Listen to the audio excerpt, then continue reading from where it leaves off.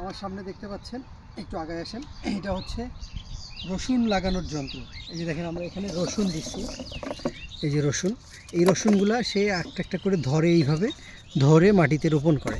তো জানেন যে রসুন লাগানোটা একটু ঝামেলা, সেই কারণে আমরা এই যন্ত্রটা আনছি। এখানে দেখেন গিয়ার দেয়া আছে, এই গিয়ার অনুযায়ী আপনি কোন সাইজে কত দূর পর পর ফেলবেন এটা এখান থেকে নির্ধারণ করতে পারবেন।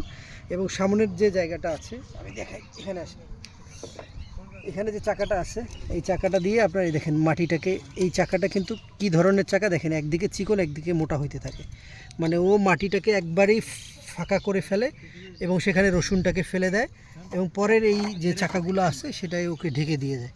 এবং পিছনে যে এই যে প্লাস্টিকের চাকা এ হচ্ছে মাটিটাকে সমান করে দিয়ে যায়। আমি জাস্ট আপনাকে দেখাই, একটু একটু কাছে আসেন,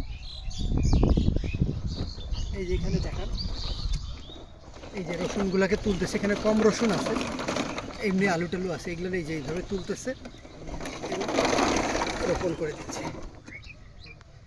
এই মোটামুটি আপনারা চাইলে এই যন্ত্রটা নিতে পারেন, এটা একদম নতুন আসছে বাংলাদেশে এবং এটা আপনাদের অনেক কাজে দিবে এবং অল্প সময়ে অনেকগুলো রসুন আপনারা লাগাই নিতে পারবেন এই যন্ত্রটার মাধ্যমে।